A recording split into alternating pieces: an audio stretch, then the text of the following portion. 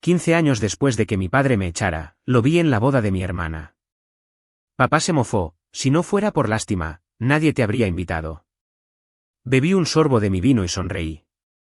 Entonces la novia tomó el micrófono, me saludó y dijo: a la mayor general Evelyn. Toda la sala se giró hacia mí. Si no fuera por lástima, nadie te habría invitado, dijo mi padre, con una copa de Burdeos en la mano, con 250 invitados al alcance del oído.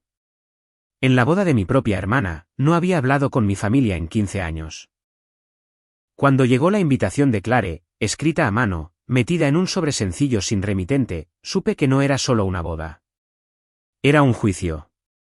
Lo que mi padre no sabía, lo que nadie en esa sala sabía, era que la novia estaba viva ese día gracias a mí.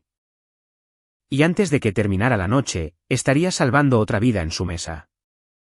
Antes de continuar, por favor, tómate un momento para dar me gusta y suscribirte, pero solo si realmente conectas con esta historia. Deja tu ubicación y hora local en los comentarios. Me encanta saber desde dónde estás escuchando. Mi nombre es Evelyn Hulet. Tengo 37 años y soy mayor general en la Fuerza Aérea de los Estados Unidos. Ahora, déjame llevarte a un sábado por la mañana en octubre, el día que conduje 3 horas para asistir a una boda a la que casi no sobreviví. La invitación descansaba en el asiento del copiloto de mi Ford de 12 años, apoyada contra un café de gasolinera que había comprado en algún lugar cerca de Hartford. La letra de Clare, pequeña, cuidadosa, inclinada ligeramente a la izquierda como siempre lo había hecho. Por favor, ven. Te necesito allí. Conduje con las ventanillas entreabiertas. Octubre en Connecticut huele a humo de leña y a hojas moribundas.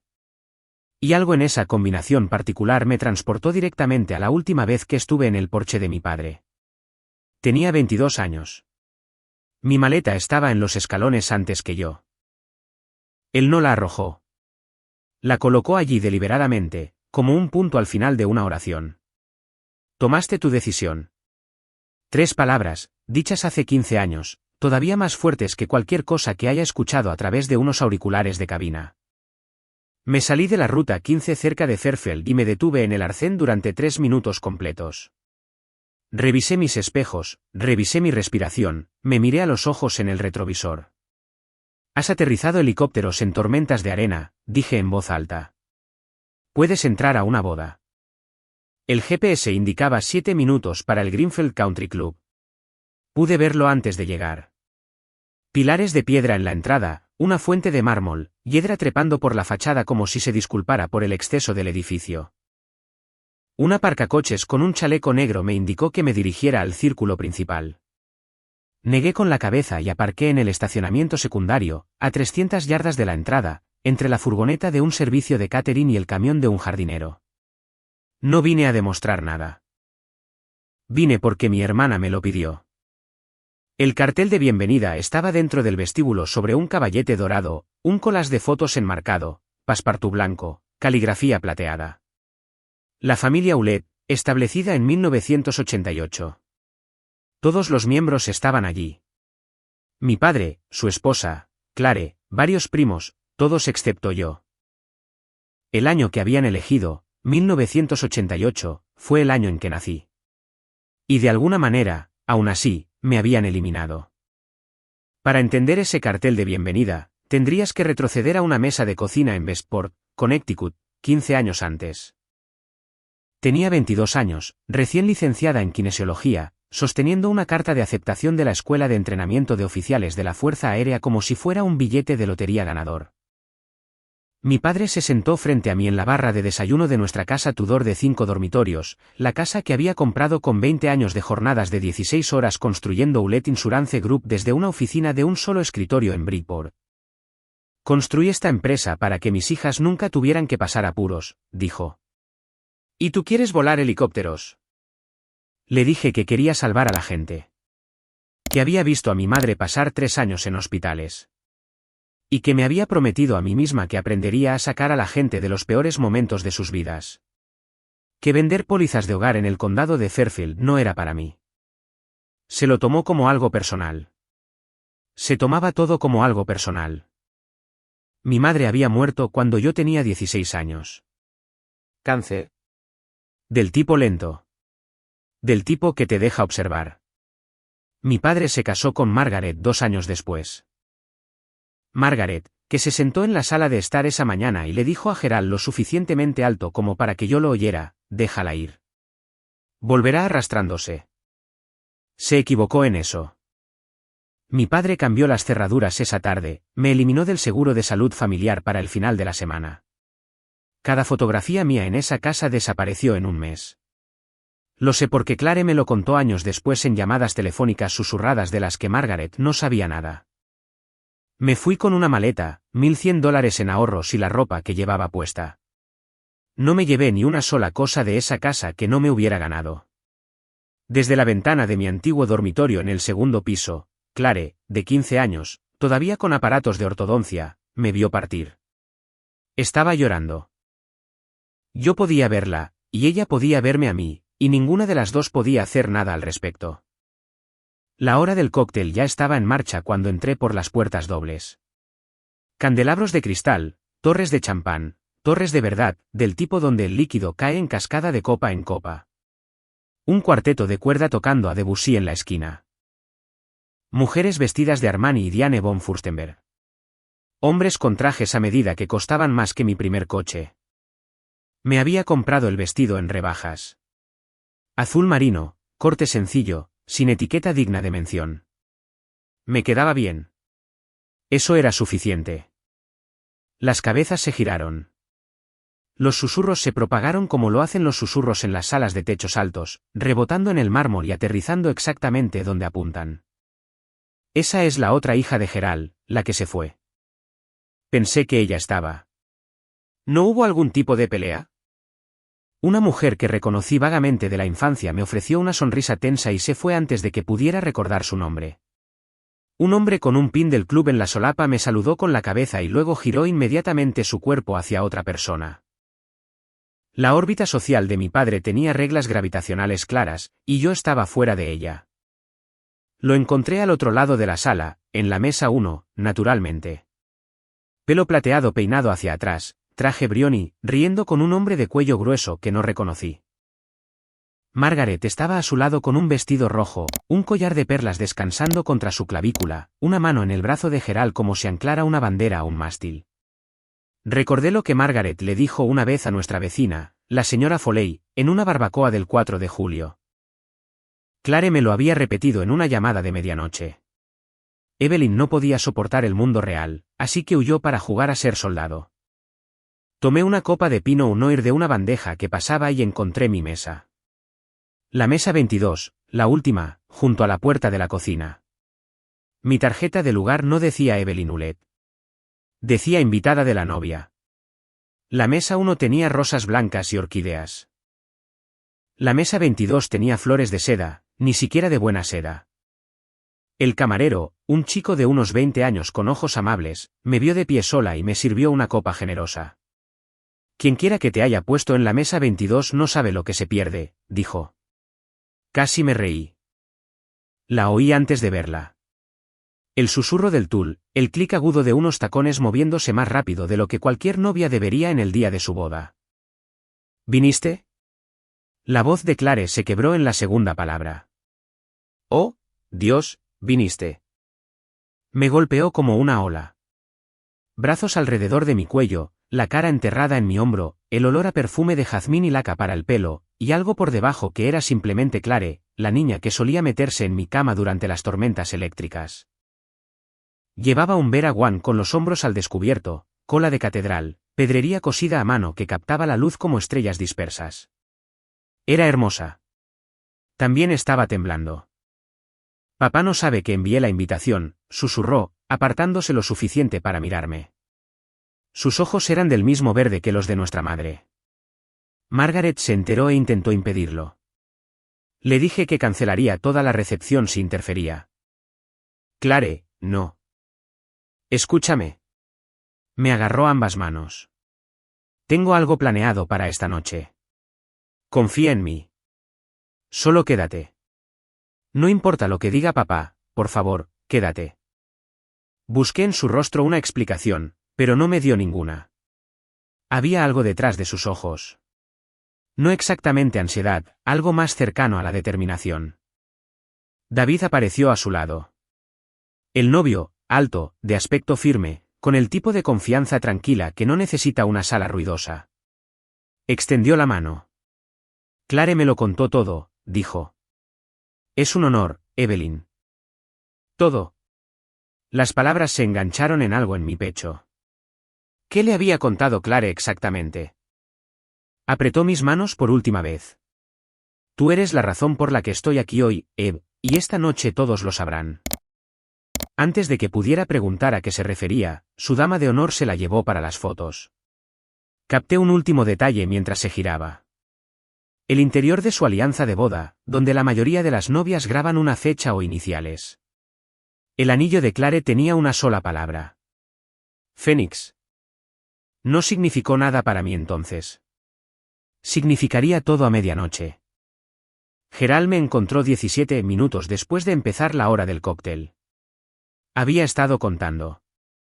Sostenía un vaso de algo ámbar, bourbon, probablemente el Pappy Van Winkle que siempre prefería en los eventos, y no sonreía. Cruzó la sala con el paso de un hombre que es dueño del edificio. Aunque no lo fuera. Solo era dueño de la gente que había en él. Sin saludo, sin apretón de manos, sin un ha pasado mucho tiempo. No me di cuenta de que la lista de invitados de Clare incluía casos de caridad. Dejé mi copa de vino en la mesa alta más cercana. Hola, papá. ¿Te ves bien? Tienes mucho descaro al presentarte aquí.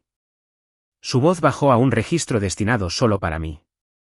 Pero sus ojos recorrieron la sala para asegurarse de que teníamos audiencia. Si avergüenzas a esta familia esta noche, me aseguraré de que Clare se arrepienta de haberte invitado. Estoy aquí por Clare, no por ti. Su mandíbula se tensó. Había olvidado cuánto odiaba que lo ignoraran.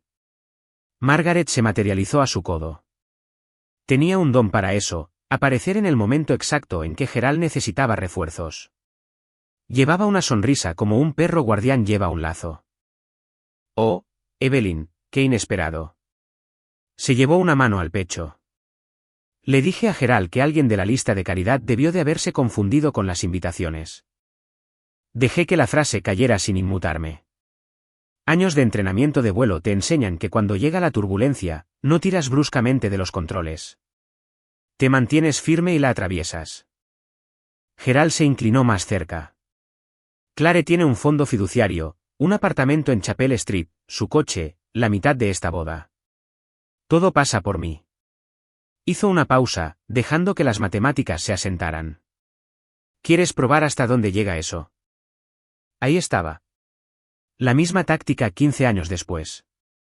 El dinero como correa, el amor como moneda, el control disfrazado de generosidad. 15 años y todavía no sabes leer una situación, dijo, enderezando su Patek Philippe. Algunas personas simplemente no pertenecen. Se alejó. Margaret lo siguió, sus tacones haciendo clic como signos de puntuación. Margaret no me dejó sola por mucho tiempo. 20 minutos después, reapareció a mi codo y me condujo físicamente, con la mano en mi espalda, hacia un grupo de invitados cerca de las puertas de la terraza. Todos, esta es la hija mayor de Gerald. Me señaló como si fuera una pieza de exhibición. Dejó a la familia hace años para. Bueno, ¿qué es lo que haces de nuevo, querida? Algo con aviones. Estoy en la Fuerza Aérea. Margaret inclinó la cabeza con simpatía ensayada. Siempre tuvo problemas para sentar la cabeza. Algunas personas necesitan estructura. Ya saben. El grupo, dos parejas, pulidas por el club de campo, incómodas, ofrecieron sonrisas delgadas. Nadie habló. En el círculo social de mi padre, contradecir a su esposa era como contradecirlo a él. Y nadie contradecía a Gerald Houellebecq en la boda de su propia hija. Margaret insistió. Tenía talento para hacer preguntas que en realidad eran afirmaciones. ¿Y hay un marido, hijos, o sigues siendo solo tú y el uniforme? Solo yo y el uniforme. Sonreí. Dejé que se quedara con la frase. No valía la pena la pelea. En el ejército, a esto lo llamamos territorio hostil. La diferencia es que en territorio hostil, al menos son honestos sobre querer que te vayas. Una de las mujeres, Patricia, pendientes de plata delgados, de pie ligeramente detrás de un hombre corpulento con un traje de Tom Ford, miró mi muñeca. Sus ojos se detuvieron en mi reloj. Era un Marathon GSR, verde oliva, construido para operaciones de búsqueda y rescate, resistente al agua hasta 300 metros. Valía unos $400, lo que lo convertía en el reloj más barato de la sala por un factor de 50. Patricia miró el reloj, luego a mí, y de nuevo al reloj. Algo se registró detrás de sus ojos. Una pregunta que no hizo. Guardé eso. Margaret ya se estaba moviendo, su pulsera Cartier captando la luz, su bolso Hermès metido bajo un brazo como una pequeña y cara arma. Gerald me agarró del brazo en el pasillo entre el salón de cócteles y el salón de baile. No con fuerza, solo lo suficientemente firme como para decir, yo todavía decido cuando dejas de caminar. El pasillo estaba vacío. Pinturas al óleo en las paredes, apliques de latón, una alfombra lo suficientemente gruesa como para tragarse los pasos, el tipo de espacio diseñado para que las conversaciones feas parezcan civilizadas. Déjame ser muy claro. Su voz había abandonado por completo el registro de fiesta. Este era el Gerald de la sala de juntas.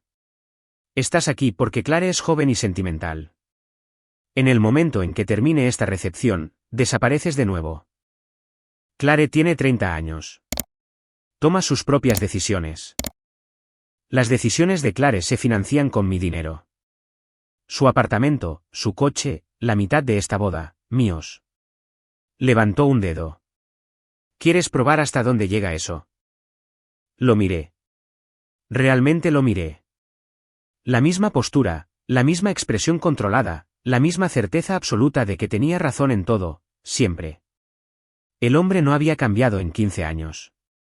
Simplemente se había vuelto más caro.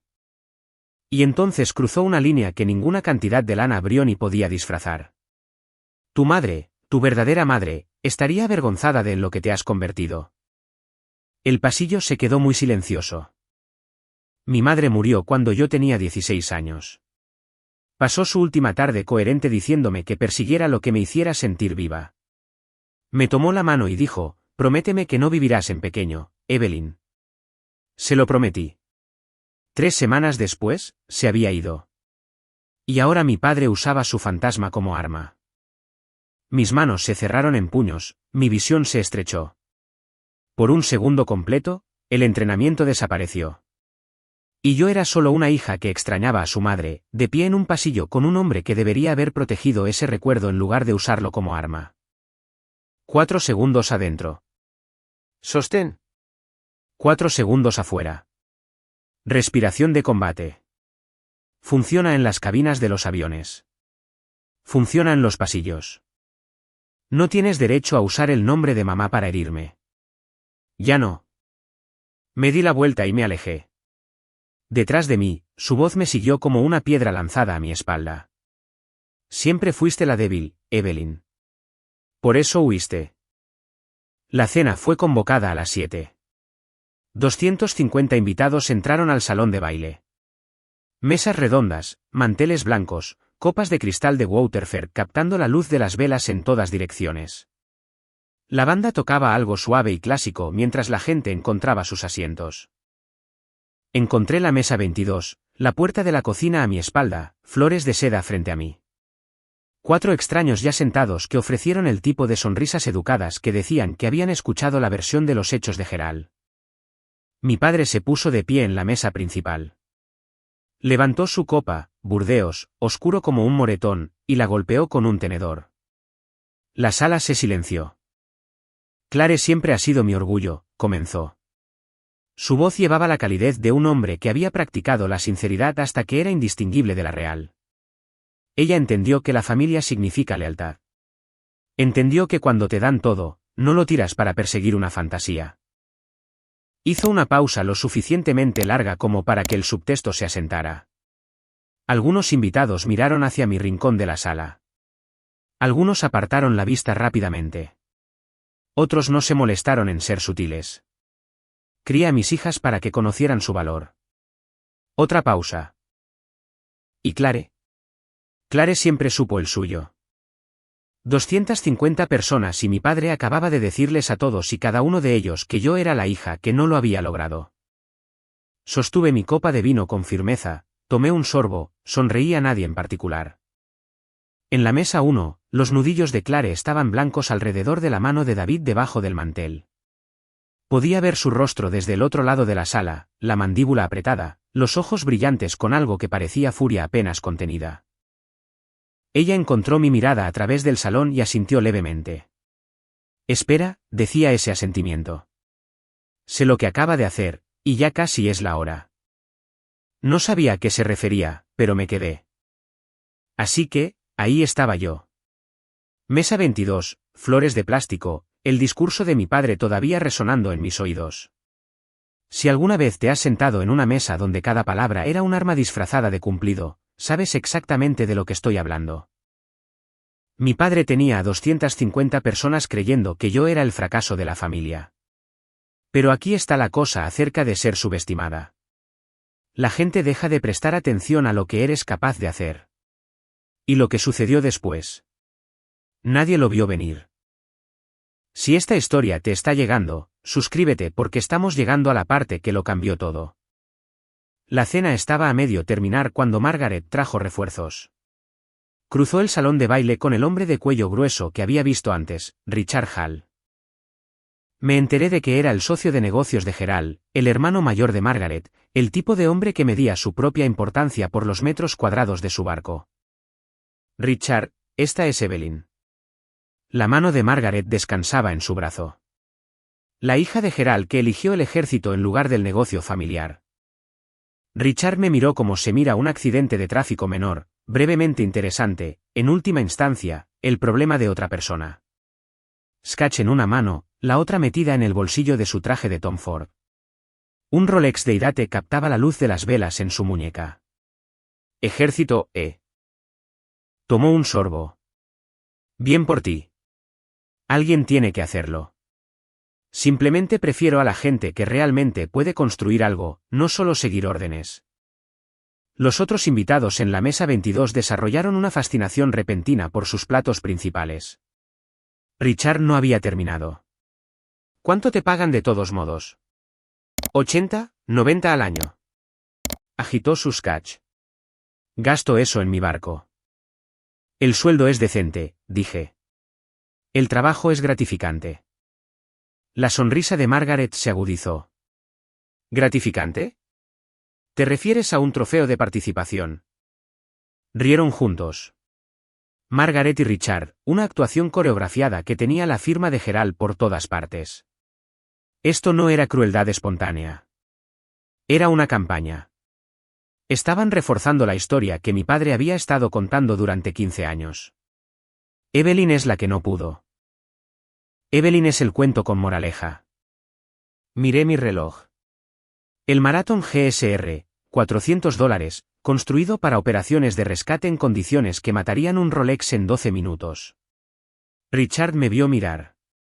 Bonito reloj, dijo. Muy práctico. Sin ofender, cariño, pero el mundo real no funciona con saludos militares, añadió, recostándose. Funciona con balances generales. Tomé un sorbo de vino y no dije nada. Algunas batallas no vale la pena librarlas. Todavía no. Gerald llegó a la mesa 22 como si fuera una señal. Los tres se pararon alrededor de mi silla como un tribunal. Gerald a mi izquierda, Margaret detrás de mí, Richard al otro lado de la mesa, inclinado hacia adelante sobre sus codos. Veo que has conocido a mi socio de negocios. Gerald le dio una palmada en el hombro a Richard. Richard, Evelyn aquí piensa que volar helicópteros es una carrera. Oye, Richard se encogió de hombros. Al menos no está pidiendo dinero, ¿verdad? Rieron. Yo no.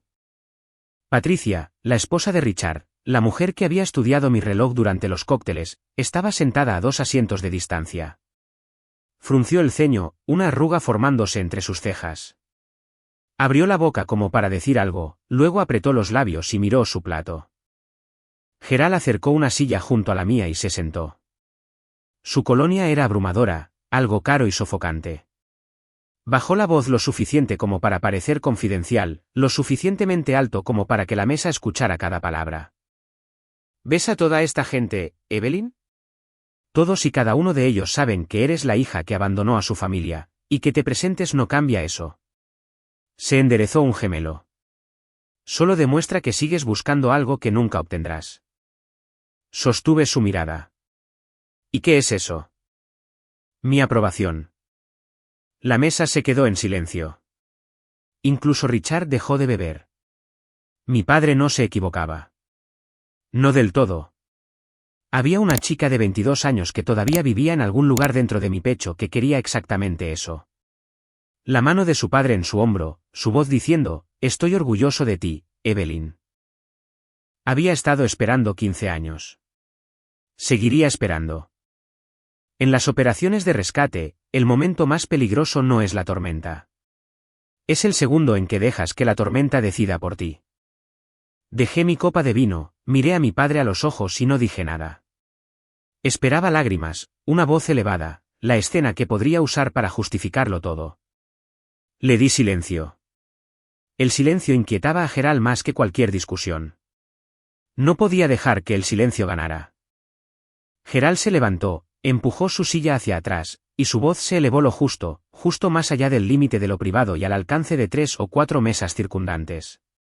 Si no fuera por lástima, nadie te habría invitado. El tintineo de los cubiertos se detuvo. Las conversaciones en las mesas cercanas murieron a mitad de frase. Un camarero que llevaba una cesta de pan se congeló a 3 pasos de la puerta de la cocina. En la mesa 19, una mujer se tapó la boca con la mano. En la mesa 20, un hombre mayor con gafas de montura de alambre miró a Gerald y lentamente negó con la cabeza. Margaret, de pie detrás de mí, no intervino. Tocó el brazo de Gerald, el gesto de una mujer que quería parecer preocupada mientras se aseguraba de que la actuación continuara. Richard cambió de peso. Gerald, vamos, murmuró. Pero no me defendió. Solo miró sus zapatos. Levanté mi copa de vino, tomé un sorbo y sonreí. Hace 15 años, esas palabras me habrían roto. Habría llorado, agarrado mi abrigo, conducido a casa cegada por las lágrimas y pasado la siguiente década tratando de convencerme de que no importaba. Hace 15 años, tenía 22 y estaba aterrorizada y sola. Ya no tenía 22 años. Lo curioso de la lástima, dije, lo suficientemente alto para nuestra mesa, es que la gente que la da suele ser la que más la necesita. Gerald me miró fijamente. Había esperado lágrimas. Había esperado la rendición. Mi calma lo desconcertó más de lo que lo habría hecho la ira. Su boca se abrió, se cerró, se abrió de nuevo. Por primera vez en 15 años, mi padre no tenía nada que decir. Sostuve su mirada, bebí un sorbo de mi vino, dejé que el momento se asentara. Desde el otro lado del salón, vi a Clare levantarse de la mesa principal. Se inclinó hacia el oído de David. Él asintió. Ella se alisó el vestido, enderezó los hombros y comenzó a caminar hacia el escenario, hacia el micrófono. Mi padre acababa de presentar su argumento final. No sabía que la defensa aún no había comenzado. Me disculpé antes de que retiraran los platos del plato principal. Nadie en la mesa 22 protestó. El tocador de damas en el Greenfield Country Club era más agradable que la mayoría de los apartamentos en los que había vivido durante mis 20 años. Tocador de mármol, accesorios de latón, toallas de mano dobladas en abanicos, una cesta de productos Aesop dispuestos como una naturaleza muerta. Cerré la puerta con llave, me apoyé en ella y me miré en el espejo. Mis ojos estaban rojos, secos, pero rojos. 15 años de disciplina militar significaban que las lágrimas no caían. Se acumulaban en algún lugar más profundo, en un lugar que no visitaba a menos que estuviera sola y la puerta estuviera cerrada con llave. Me miré las manos. La derecha tenía una cicatriz en los nudillos. Un recuerdo de sacar a un jefe de tripulación de un fuselaje destrozado en Bagram, Afganistán, hace 6 años. El metal hidráulico me había rasgado el guante de vuelo. Apenas me di cuenta hasta que el médico señaló que estaba sangrando. Esas manos habían salvado a gente. Esa noche estaban temblando. Pensé en irme. Mis llaves estaban en mi bolso de mano. 30 pasos hasta el estacionamiento. 3 horas de vuelta a mi apartamento cerca de la base de la Fuerza Espacial Patrick. Podría estar en la enero del 95 antes de que alguien notara la silla vacía en la mesa 22. ¿Por qué vine? ¿Qué pensé que pasaría? Que me vería 15 años mayor y diría lo siento. Pensé en mi graduación de la Escuela de Entrenamiento de Oficiales. Había escaneado la multitud 4 veces, segura de que mi padre estaría en la última fila, que la ira había pasado, que aparecería como lo hacen los padres. El asiento permaneció vacío. Después, mi sargento instructor me prendió la barra de oro en el hombro y dijo, «Tu familia se lo pierde, teniente. He sacado a soldados de aviones en llamas. He aterrizado con visibilidad cero, pero la voz de mi padre en un salón de banquetes. Esa es la turbulencia para la que nunca he entrenado». Mi teléfono vibró contra la encimera de mármol. Un mensaje de la coronel Diane Webb, mi oficial al mando, mi mentora, la mujer que me enseñó a volar misiones nocturnas sobre el Indocus cuando tenía 26 años y todavía me sobresaltaba con cada sombra. He oído que estás en esa boda. Recuerda quién eres, general. Estamos orgullosos de ti. Lo leí 2 veces. Diane Webb había sido capitana cuando yo era teniente. Había escrito cada carta de recomendación que me movió de la cabina de piloto al mando. Me había llamado a las 2 de la mañana después de mi primer rescate de combate y me dijo, «Lo hiciste bien, Ulet. Ahora duerme un poco. Te lo has ganado». Ella no conocía a mi padre. Sabía lo que importaba. Que me presentaba. Que volaba. Que cuando alguien se estaba ahogando, quemando o sangrando, yo era la que estaba en el helicóptero. Me miré en el espejo de nuevo. Los mismos ojos. La misma cicatriz en mis nudillos. La misma mujer. 4 segundos adentro. Sostén. 4. 4 segundos afuera. Respiración de caja. La misma técnica que usaba a 12.000 pies cuando los instrumentos se apagaban. Mi padre medía el éxito en metros cuadrados y un Patek Philippe. Mi éxito se medía en vidas salvadas. 237 de ellas, según el último recuento. Me arreglé el pelo, ajusté el escote de mi vestido, lavé el enrojecimiento de mis ojos con agua fría. No soy la chica que echó hace 15 años.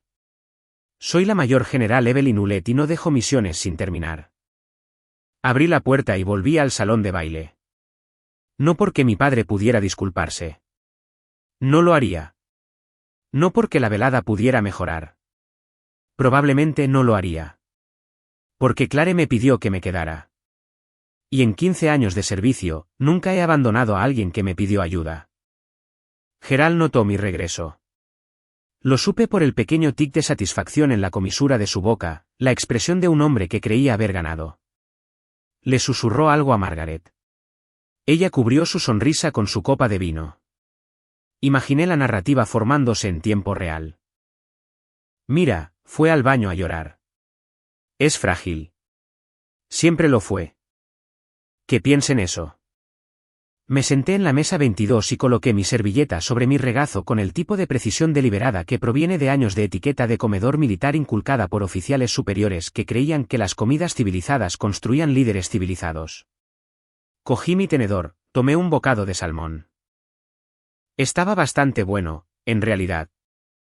Algo había cambiado y la gente a mi alrededor podía sentirlo, aunque no pudieran nombrarlo. No estaba encorvada. No evitaba el contacto visual. Estaba sentada como me siento en una sesión informativa de mando. Columna recta, hombros nivelados, barbilla paralela al suelo. Esto no era etiqueta. Era una postura construida por 15 años de estar de pie frente a coroneles y generales de brigada y senadores que podían terminar tu carrera con una llamada telefónica. En la mesa de al lado, un hombre mayor me observaba. Pelo blanco, bigote recortado, el tipo de bronceado que se obtiene de años de trabajo al aire libre. Se sentó erguido de una manera que reflejaba la mía, una postura que los civiles no tienen. Me estudió durante un largo momento, luego se inclinó hacia la mujer a su lado. Mírala, Dorothy. Su voz era baja, pero se oía. Eso es porte de oficial, y no de bajo rango tampoco. No lo oí decirlo.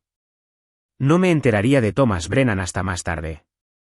Pero algo en su expresión, cuando nuestras miradas se encontraron brevemente, un asentimiento, leve y sabio, me dijo que no estaba completamente sola en esta sala. No todos los aliados se anuncian. Algunos simplemente reconocen el uniforme, incluso cuando no lo llevas puesto. Thomas Brennan esperó hasta que el grupo de Gerald hubiera emigrado de nuevo a la mesa 1 antes de acercarse. Tenía 68, quizás 70 años. Difícil de decir con hombres que han pasado décadas en pistas de vuelo y aeropuertos.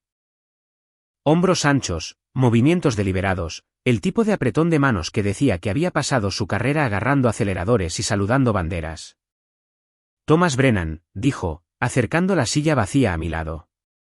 Coronel retirado, Comando de Movilidad Aérea, 28 años. Evelyn Hewlett. Se sentó y sus ojos fueron directamente a mi muñeca. Eso es un Marathon GSR. No era una pregunta. Ala de rescate. Sentí que algo se aflojaba en mi pecho. El pequeño alivio involuntario de ser reconocida por alguien que habla tu idioma. Conoce sus relojes, coronel. Conozco a mi gente.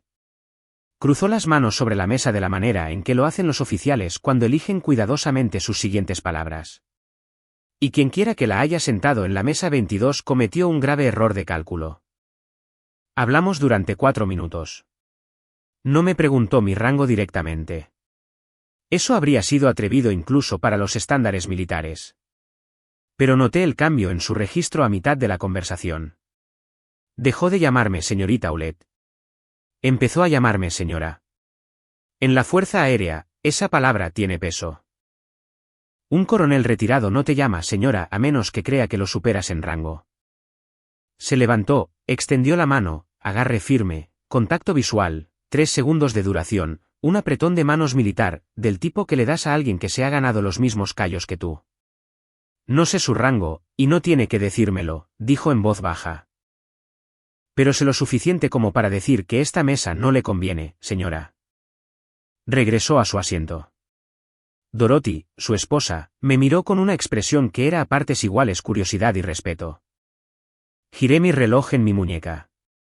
En la parte posterior, debajo del número de serie, un pequeño grabado, USAF. Thomas lo había visto, y entendió exactamente lo que significaba. El discurso de la dama de honor llegó entre el plato principal y el postre. Rebecca Calvel, 29 años, compañera de cuarto de Clare en la universidad, pulida de la manera en que las damas de honor están pulidas cuando han ensayado su brindis 14 veces frente al espejo del baño, se paró en el pequeño escenario con una copa de champán temblando ligeramente en su mano derecha. Contó las historias habituales. Como Clare quemó panqueques durante el primer año.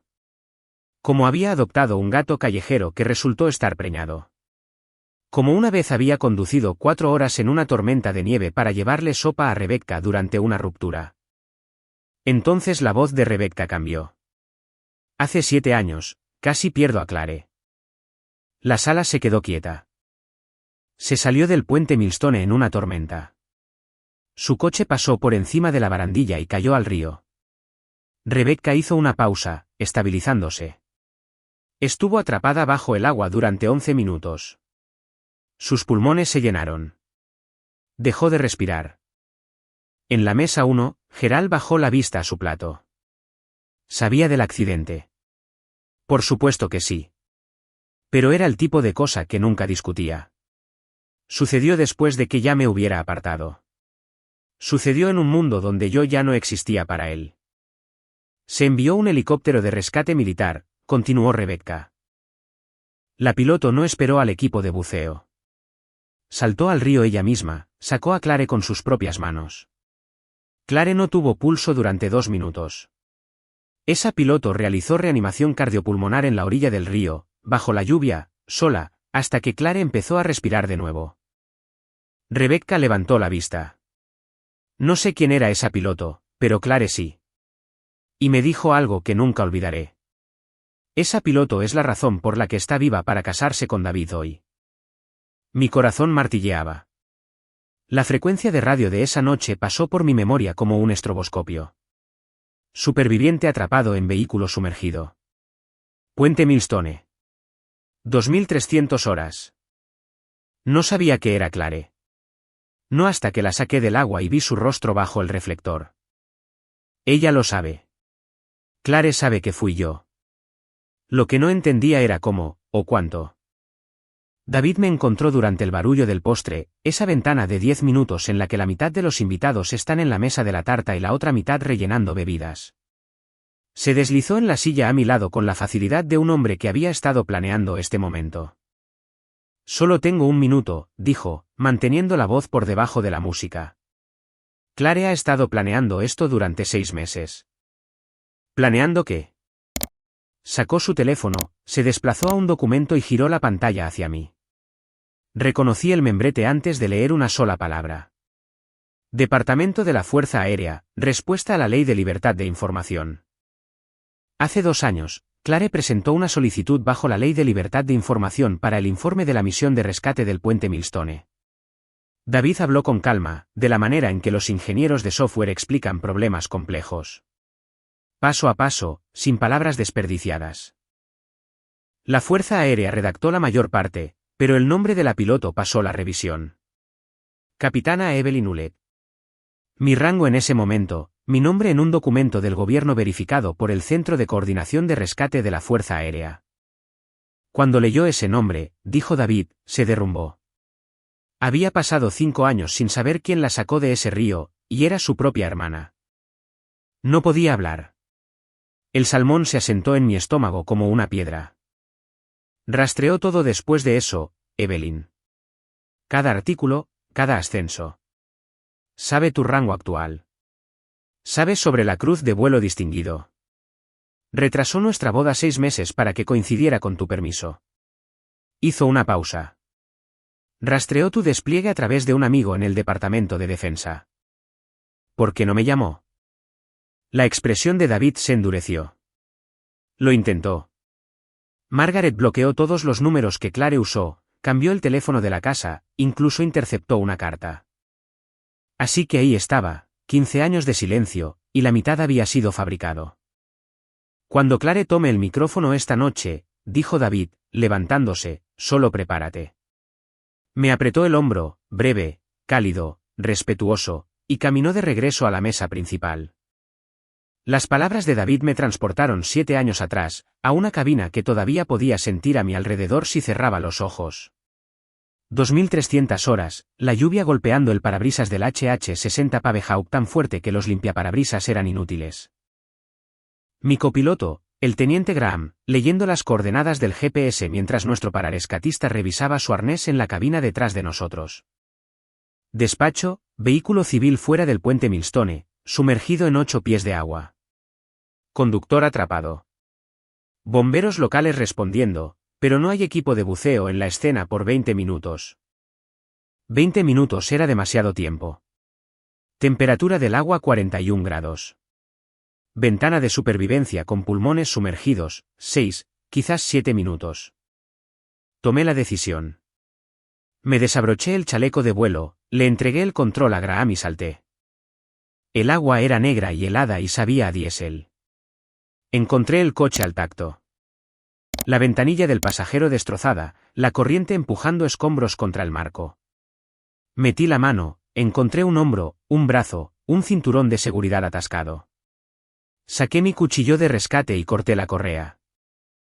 Arrastré el cuerpo a la superficie y pataleé hacia la orilla.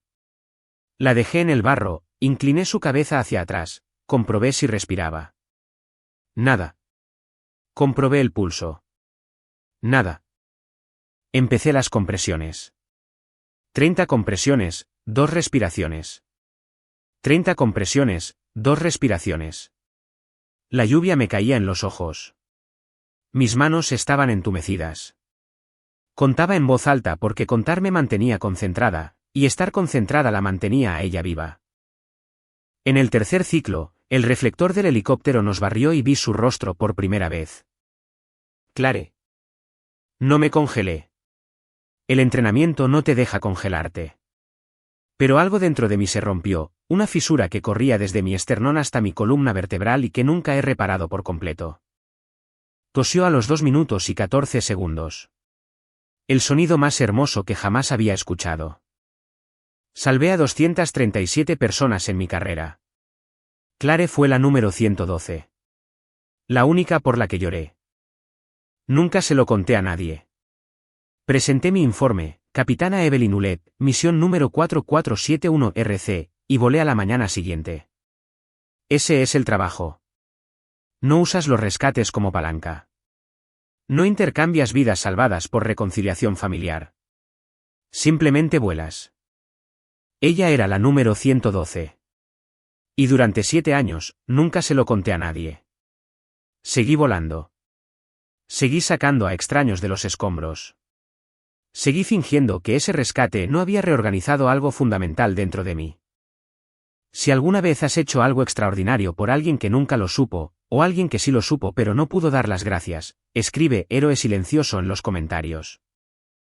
Ahora, de vuelta a ese club de campo porque Clare tenía el micrófono y estaba a punto de hacer estallar la mentira cuidadosamente construida de mi padre. La banda dejó de tocar a las 9:15. Clare estaba en el pequeño escenario al frente del salón de baile, un foco de luz cayendo sobre su Vera Wang como si un director de fotografía la hubiera colocado allí. El micrófono temblaba ligeramente en su mano. La única señal de que la mujer allí arriba estaba aterrorizada. Antes de cortar la tarta, dijo, necesito hacer algo que debería haber hecho hace años. Gerald, en la mesa 1, se enderezó la corbata y se reclinó con la postura satisfecha de un hombre que espera un tributo. Margaret le puso una mano en el brazo y sonrió radiante. Su hija agradeciendo a su padre frente a 250 invitados, el orden natural de las cosas. La mayoría de las novias agradecen a sus padres por criarlas, continuó Clare. Su voz era más firme ahora, encontrando su equilibrio. Le agradeceré a mi padre, pero no por las razones que él espera. La sonrisa de Gerald se mantuvo, pero algo alrededor de sus ojos cambió. Un destello de incertidumbre que no pudo reprimir del todo. Clare miró a través de las mesas, buscando.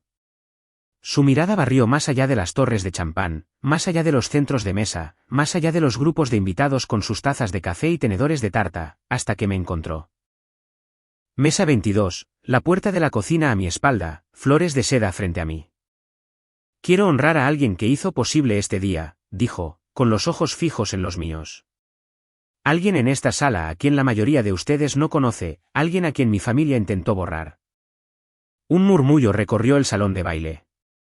La mandíbula de Gerald se tensó. La mano de Margaret se apretó en su brazo. Papá, me enseñaste lealtad, dijo Clare, todavía mirándome. Pero le enseñaste a mi hermana algo más importante. Le enseñaste que vale la pena salvar a algunas personas incluso cuando no te salvan a ti. Su voz se quebró en la última palabra. Necesito contarles sobre la noche en que casi muero. El salón de baile estaba tan silencioso que podía oír al personal de la cocina dejar de lavar los platos detrás de mí. Hace 7 años, dijo Clare, me salí del puente Millstone en una tormenta. Mi coche se hundió en el río Connecticut. Estuve atrapada bajo el agua durante 11 minutos. Mis pulmones se llenaron de agua. Dejé de respirar. No estaba leyendo de notas. Sabía cada palabra de memoria. Vino un helicóptero. Un helicóptero de rescate militar, y la pilotó. No esperó al equipo de buceo. La voz de Clare se quebró, se estabilizó, continuó. Saltó al río ella misma, a agua a 41 grados en la oscuridad. Me sacó con sus propias manos. En la mesa 1, Gerald miraba a su hija. Su rostro se había quedado muy quieto, la expresión de un hombre que ve un edificio derrumbarse en cámara lenta. No tuve pulso durante 2 minutos, dijo Clare. Ella realizó reanimación cardiopulmonar en la orilla del río, bajo la lluvia, sola. Me salvó la vida. 250 personas contuvieron la respiración. Durante 5 años, no supe quién era. La Fuerza Aérea no revelaba el nombre de la piloto. Seguridad operacional. Clare sacó de detrás del podio un sobre de papel craft. Lo levantó para que la sala pudiera ver el membrete. Respuesta a la Ley de Libertad de Información del Departamento de la Fuerza Aérea. Hace 2 años, presenté una solicitud bajo la Ley de Libertad de Información y recibí esta carta. Abrió el sobre, sostuvo el documento con el brazo extendido, para que el sello oficial fuera visible incluso desde las mesas del fondo. El nombre de la piloto era Capitana Evelyn Hulet. Me miró. Mi hermana. El jadeo se movió por la sala como una ola física, mesa por mesa, aliento por aliento. Una mujer en la mesa 8 se tapó la boca. Un hombre en la mesa 14 agarró la mano de su esposa. Gerald se quedó perfectamente quieto, con la boca abierta, sin emitir sonido. La mano de Margaret cayó de su brazo. Mi padre echó a la mujer que me salvó la vida, dijo Clare. Y durante 15 años, ella nunca dijo una palabra al respecto. Clare no había terminado. Después del rescate, Evelyn siguió sirviendo. Su voz había encontrado algo más allá de la firmeza ahora, una resonancia que llenó la sala de la manera en que lo hacen ciertas verdades cuando se han guardado demasiado tiempo. Siguió volando. Siguió salvando gente. Miró una página impresa. Pude ver el sello de la Fuerza Aérea de los Estados Unidos desde el otro lado de la sala, el membrete azul y blanco de una biografía oficial. Mayor General Evelyn Hulet. Clare leyó cada palabra como si fuera una declaración de guerra contra cada mentira que nuestro padre había contado. Comandante, ala de rescate 920, base de la Fuerza Espacial Patrick, Florida, receptora de la Cruz de Vuelo Distinguido, la medalla del aire con 3 racimos de hojas de roble y la medalla de servicio humanitario. Bajó el papel. 237 rescates confirmados. El número aterrizó como una detonación. Oí a alguien susurrar, 237. Y la pregunta se hizo eco hacia afuera hasta convertirse en un murmullo, luego en un estruendo. Clare se giró para mirarme a través del salón. Se enderezó, más recta de lo que la había visto nunca. Levantó su mano derecha a la frente. A la Mayor General Evelyn Hulet, la persona más valiente que conozco y la mejor hermana que podría tener. El saludo fue imperfecto. Sus dedos estaban ligeramente separados, su ángulo demasiado pronunciado, el intento de una civil de algo que solo había visto en las películas. No importaba. Fue el gesto más preciso que he presenciado. Me levanté lentamente. La silla raspó contra el suelo y 250 cabezas se giraron hacia la mesa 22. Silencio. Luego, Thomas Brennan empujó su silla hacia atrás y se levantó. Su saludo fue de manual, nítido, exacto, 30 años de memoria muscular en un solo movimiento. Su esposa Dorothy se puso de pie a su lado. Un hombre en la mesa 12, otro veterano que me enteraría más tarde, se levantó a continuación, luego otro, y otro. Los aplausos comenzaron con un solo par de manos y se extendieron como una mecha encendida por toda la sala. La gente se puso de pie una por una, luego en grupos, hasta que todo el salón de baile estuvo de pie. He recibido medallas de generales. He sido saludada por coroneles. Nada en mi carrera ha significado más que mi hermana pequeña con su vestido de novia saludándome desde un escenario. Gerald se quedó en medio de la ovación de pie como un hombre atrapado en una corriente de resaca. Su rostro se había puesto del color de la tiza vieja. 250 personas, sus amigos, sus socios de negocios, sus vecinos, su congregación de la iglesia acababan de enterarse de que había repudiado a una mayor general, una heroína de guerra, la mujer que había sacado a su propia hija de un río. Margaret lo intentó primero. Se inclinó hacia el invitado más cercano y ofreció una sonrisa temblorosa. Gerald siempre apoyó a Evelyn a su manera. Nadie se giró para mirarla. A nadie le importaba. Richard Hall estaba de pie al borde de la sala con su vaso de scotch suspendido a medio camino de su boca. Las palabras asistencia social militar flotaban en el aire como una mancha que no podía limpiar. Lo había dicho hacía 40 minutos. Bien podría haber estado marcado en su frente. La física social de la sala se había invertido en 90 segundos. Las personas que me habían evitado durante la hora del cóctel ahora se acercaban a mi mesa. Las personas que habían susurrado detrás de la órbita protectora de Gerald ahora susurraban sobre él. Gerald intentó recuperar el control. Se medio levantó, se aclaró la garganta. Clare, Este apenas es el lugar. Los aplausos lo ahogaron. No estaba acostumbrado a ser ahogado. Thomas Brennan caminó hasta mi mesa, extendió su mano y la agarró con ambas suyas. Es un honor, general. Luego se giró hacia mi padre, todavía de pie, todavía blanco como la tiza, todavía sosteniendo una copa de Burdeos que había olvidado que sostenía. Señor, serví 28 años en la Fuerza Aérea de los Estados Unidos. He conocido a 5 mayores generales en mi carrera. La voz de Thomas llevaba la autoridad tranquila de un hombre que había pasado 3 décadas dando órdenes. Su hija es la mujer más joven en ostentar ese rango en el rescate de la Fuerza Aérea. Hizo una pausa. Y la puso en la mesa 22. El instinto de supervivencia de Gerald se activó. El mismo instinto que había construido una compañía de seguros regional desde una oficina de un solo escritorio.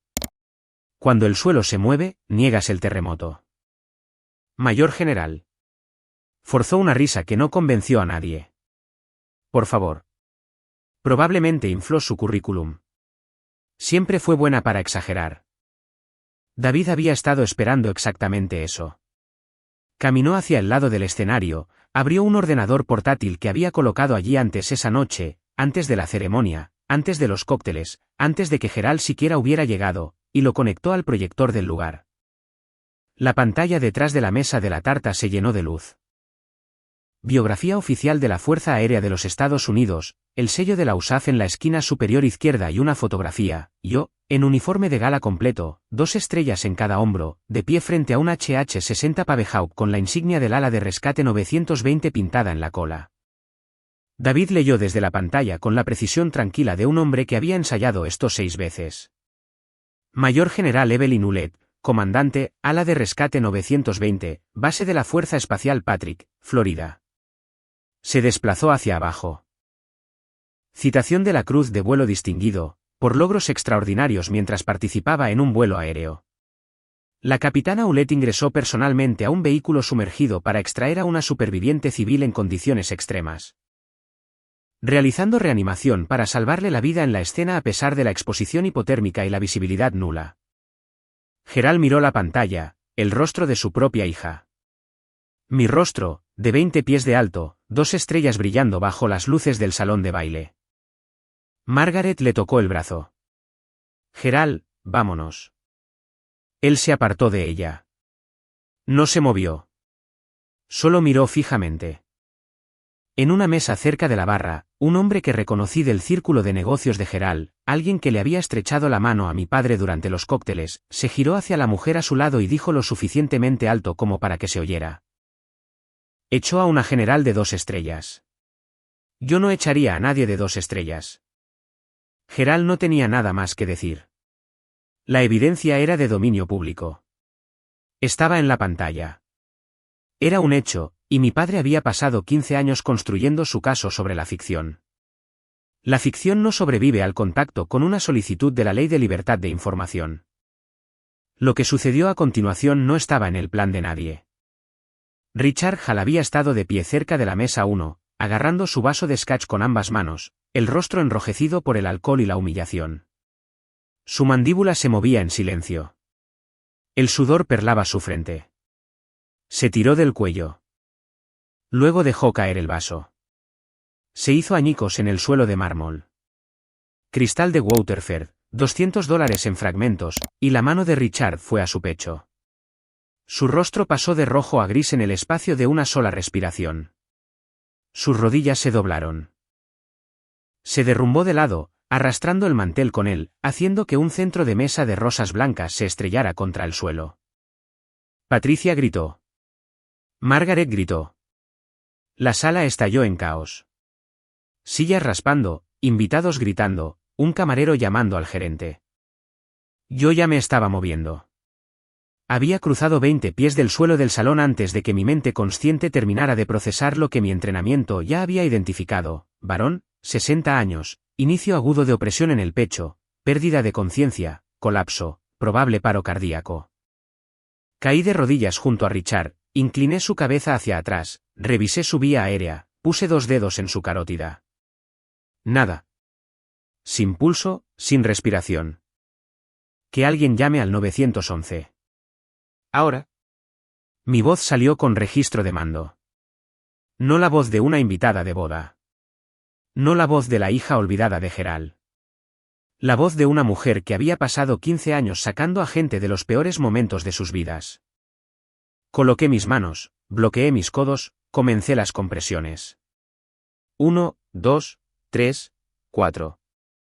Conté en voz alta, golpeando el esternón a 110 latidos por minuto, el ritmo de manual, el ritmo que practiqué 1000 veces en la recertificación de soporte vital cardíaco avanzado. ¿Hay un desfibrilador externo automático en este edificio?, pregunté entre compresiones. Un miembro del personal con un chaleco negro corrió hacia el vestíbulo. 30 compresiones. 2 respiraciones. 30 compresiones. 2 respiraciones. El hombre que me había llamado asistencia social militar hacía menos de una hora. No tenía pulso. Y lo único entre él y la muerte era un par de manos entrenadas por el ejército. Llegó el desfibrilador externo automático. Abrí los parches, los coloqué en su pecho. Fuera. Descarga. Su cuerpo se sacudió. El monitor pitó una vez, luego se quedó plano. Aún nada. No dudé. 30 compresiones más. 2 respiraciones más. La multitud había formado un amplio círculo, en silencio ahora, el pánico reemplazado por el tipo de quietud impotente que ocurre cuando la gente se da cuenta de que está viendo a alguien morir. Recoloqué los parches del desfibrilador. Comprobé el ritmo en el monitor. Fibrilación ventricular, desfibrilable. Fuera. Apreté el botón. El pecho de Richard subió y bajó con la sacudida. Bip, bip, bip. Ritmo sinusal. Débil, pero presente. Richard tosió, un sonido húmedo y ronco, y sus párpados se agitaron. Lo giré de lado a la posición de recuperación y coloqué mi mano en su hombro para mantenerlo estable. Quédate quieto, Richard. ¿Estás bien? Los paramédicos están en camino. La sala estaba absolutamente en silencio. 250 personas, ni un solo sonido excepto el pitido del monitor del desfibrilador y la respiración dificultosa de Richard Hall. Los paramédicos llegaron 6 minutos después de la llamada al 911. 2 técnicos de emergencias médicas y un médico con una camilla. Evaluaron a Richard rápidamente, los signos vitales se estabilizaban, la conciencia regresaba. El paramédico principal me miró, arrodillada en el mármol con un vestido de cóctel, las manos todavía en posición para las compresiones. Quienquiera que haya comenzado la reanimación cardiopulmonar salvó la vida de este hombre. Respuesta de manual. Hizo una pausa. ¿Es usted una profesional médica? Certificada en soporte vital cardíaco avanzado, entrenamiento de médico de combate de la Fuerza Aérea. Asintió de la manera en que los profesionales asienten a otros profesionales. Cargaron a Richard en la camilla. Mientras lo levantaban, giró la cabeza. Sus ojos me encontraron. El hombre que había pasado una hora burlándose del ejército estaba mirando a la mujer entrenada por el ejército que acababa de reiniciar su corazón. Su rostro se arrugó. Lo siento, susurró.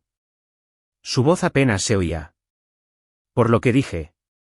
Lo siento mucho. Margaret estaba junto a la camilla. El rímel corrido por las lágrimas de su hermano. Me miró. El desprecio se había ido. En su lugar había algo que probablemente no podía nombrar. Gerald estaba a 5 pies de distancia, con los brazos a los lados, la boca abierta. 15 años de narrativa, desaparecidos en 6 minutos de reanimación cardiopulmonar. No te disculpes, le dije a Richard. Solo respira. Eso es todo lo que importa ahora mismo. Los paramédicos sacaron a Richard por la entrada de servicio. Las luces del salón de baile parecían más brillantes ahora. O quizás yo simplemente estaba viendo con más claridad. Mi vestido tenía una arruga en la rodilla por estar arrodillada. Mis manos todavía estaban calientes por las compresiones. 250 personas me miraban fijamente. Clare apareció a mi lado y me tendió el micrófono. Negué con la cabeza una vez. Me lo puso en la mano y susurró, por favor. Miré el micrófono. No soy una oradora. Soy piloto. Doy órdenes por frecuencias de radio y en salas de reuniones, no en salones de baile. Pero el rostro de Clare me dijo que esto no se trataba de discursos. Tomé el micrófono. No vine aquí esta noche por reconocimiento. Mi voz era más firme de lo que esperaba. Vine porque mi hermana me invitó. La sala escuchaba. He pasado 15 años sirviendo a gente que nunca he conocido, sacándolos del agua, del fuego, de los escombros. También habría servido a mi familia, si me hubieran dejado. Encontré a Gerald entre la multitud. No se había movido de su sitio cerca de la mesa 1. Su burdeos estaba intacto. Su traje Brioni parecía pertenecer a otra persona. Papá, te perdono. Sostuve su mirada. No porque lo hayas pedido, sino porque lo necesito. Guardar resentimiento no me sienta bien. Nunca lo hizo. Parpadeó, no dijo nada. Pero quiero que entiendas algo. No fracasé. Elegí diferente. Y esa elección ha salvado 237 vidas, incluida la de tu hija. Dejé el micrófono en la mesa más cercana, no me demoré, no esperé una respuesta. No necesito tu aprobación para saber mi valor, dije. Sin el micrófono ahora, solo mi voz en una sala silenciosa. Pero sí espero, por el bien de Clare, que algún día aprendas a medir a las personas por lo que dan, no por lo que te deben. La ovación fue más fuerte esta vez, más larga. Gerald se quedó en el centro, rodeado de aplausos, y no aplaudió ni una vez. Lo que sucede cuando 250 personas se recalibran al mismo tiempo no es dramático. Es silencioso.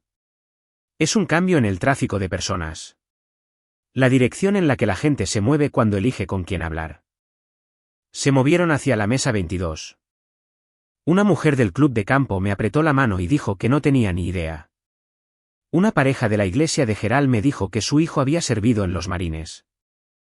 Un adolescente con aparatos de ortodoncia me preguntó si realmente había volado helicópteros en tormentas de arena, y por primera vez en toda la noche, me reí. Thomas Brennan me presentó a un hombre llamado Hamilton Reed. Pelo plateado, apretón de manos firme, el tipo de calma que proviene de dirigir grandes organizaciones. Era el presidente de la Fundación Benéfica de Veteranos, una organización sin fines de lucro con sede en Hartford. General, hemos estado buscando un presidente honorario para nuestra gala anual, dijo Hamilton. Alguien con experiencia operativa y, francamente, el tipo de integridad que esta sala acaba de presenciar. Lo consideraría. Sería un honor. Gracias. Al otro lado de la sala, Gerald estaba en la esquina que solía ser su escenario. Sus socios de negocios, los hombres que se habían reído de sus chistes durante los cócteles, que habían asentido durante su brindis, ahora mantenían una distancia cuidadosa. Uno de ellos, un hombre con gafas de montura de alambre que había visto en la mesa 20, apartó a Gerald. No pude oír las palabras, pero vi la cara de Gerald. Fuera lo que fuera que se dijo, no fueron felicitaciones. Margaret estaba sentada sola en la mesa principal, el maquillaje arruinado, mirando el mantel. La narrativa que había pasado una década construyendo, Evelyn la fracasada, Evelyn la fugitiva, Evelyn la que juega a ser soldado, se había disuelto en 30 minutos. Patricia Hall me encontró cerca de la barra.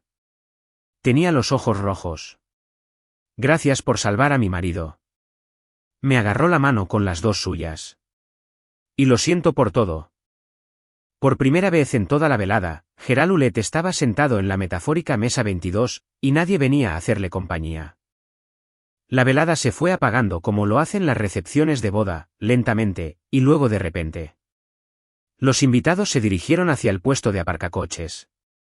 La banda tocó una última canción lenta. Los camareros comenzaron a despejar las mesas. Salí a la terraza. El aire de octubre me golpeó la cara como agua fría. Limpio, agudo, con olor a hojas caídas y al último humo del puro de alguien.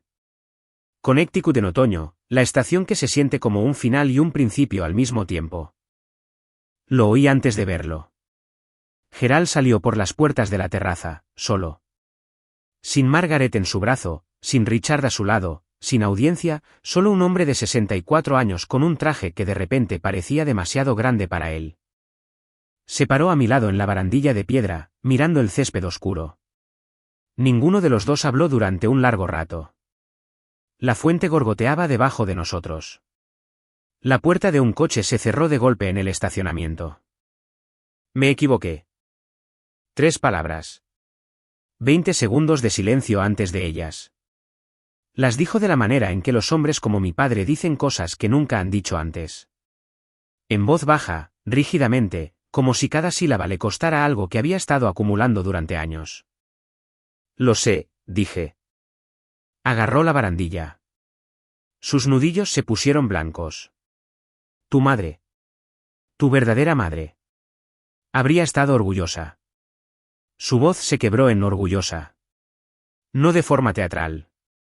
Solo una fisura delgada en el registro. El sonido de unos cimientos que se desplazan después de demasiados años de presión. Habría estado orgullosa de los dos, papá, si le hubiéramos dado la oportunidad. Volvió a quedarse en silencio. La fuente llenó el silencio. ¿Podemos empezar de nuevo? Lo miré. Realmente lo miré. El pelo plateado, las líneas alrededor de su boca, el Patek Philippe que de repente parecía solo un reloj.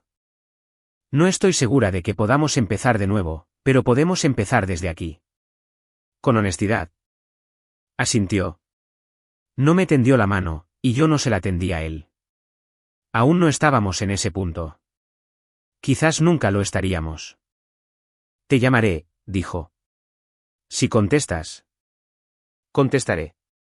No necesito que seas el padre que no fuiste, papá. Necesito que seas el padre que aún puedes llegar a ser. Por Clare. Hice una pausa. Quizás algún día, por mí. Se quedó en la terraza.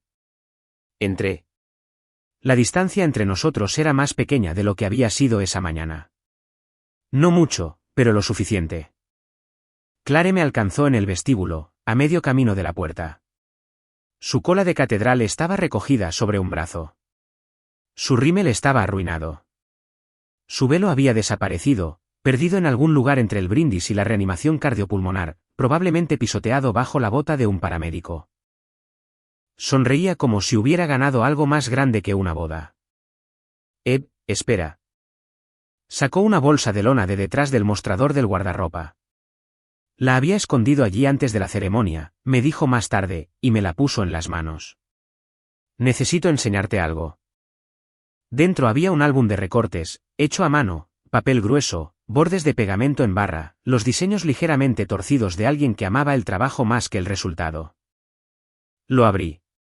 La primera página, un recorte de periódico local de hace 7 años. Piloto anónima de la Fuerza Aérea salva a víctima de ahogamiento en el puente Millstone. El nombre de la piloto estaba tachado. Clare había rodeado el titular con un rotulador rojo. Pasé las páginas. Impresiones de sitios web de la Fuerza Aérea. Capturas de pantalla de comunicados de prensa, una foto de una ceremonia de la Medalla de Servicio Humanitario, mi ascenso a coronel. Alguien había subrayado la fecha, un reportaje de noticias regional sobre un rescate por inundación en Carolina del Norte donde yo había comandado el equipo de respuesta. 7 años de coleccionar, 7 años de observarme a distancia, ensamblando la vida que había vivido sin ella. La última página, mi retrato oficial de la USAF, 2 estrellas, uniforme de gala, de pie frente al Pavehawk con la insignia del ala de rescate 920 en la cola. Clare lo había impreso en color, recortado los bordes con cuidado y escrito debajo con su pequeña letra inclinada a la izquierda, mi hermana, mi héroe, mi fénix. Lloré por primera vez en la historia.